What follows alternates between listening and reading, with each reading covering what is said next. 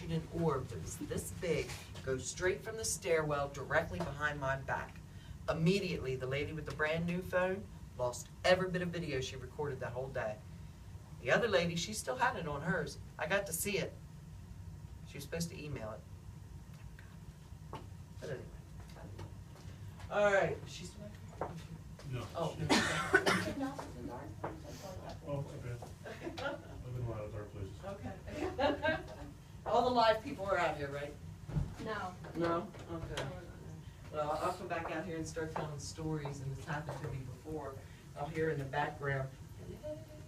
I've done a lot of them back there. Turn the light off.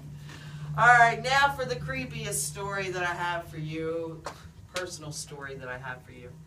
This happened just last year. Two of you have already heard it. This brown chair behind me was sitting up here against this post. Now, in 8 years, I have never, ever sat down and told stories. But I had a small group. It was only about 5 of us adults. A couple of them sat here. The rest were sitting second bench back. I said, I'm going to sit down and tell them some stories tonight. Where the heck, gonna rest the bones. I went to tell them that story about the young boy who had gotten pulled forward and pushed backwards. And I went to do the animation. Okay, hand to God. I felt the palm of somebody's hand on my forehead shove me back into that freaking pole. I know this nail's here. It's been here for 8 years. My head scraped the side of that pole. I had a hole a little bit closer. Would have went right through it. My ears rang. My freaking teeth rattled. I never, ever felt something that excruciating happen. People in my group were going, oh my God, did she push you? Did she push you?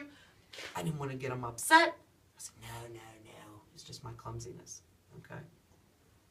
That was a Sunday night. That following Tuesday night, I come in to do another tour. Guy lives in the apartment on the next floor, standing outside smoking a cigarette. He said, anything strange going on in there lately? I said, why you ask? He says, well, if you tell me, I'll tell you. I told him what had happened to me that Sunday. He said Monday night, when he got home from work, he's a bartender, every single kitchen cupboard door and drawer was wide open. Everything in his living room was not clean off the shelves. Somebody took somebody off in this building that weekend. I don't know who was. So you gotta watch messing with this stuff. You really do. You really do. You just never know. All right, I do have one final story for you. First, before I finish, nobody has asked whatever happened to Rosa. Best I can tell you is there's no research on it. We've dug. We can't find anything on what actually ended up happening to this woman. The thing that I tell my guests on my tours, you have to remember the time period we're talking. 1860s, 1870s. No government issued birth certificates back then.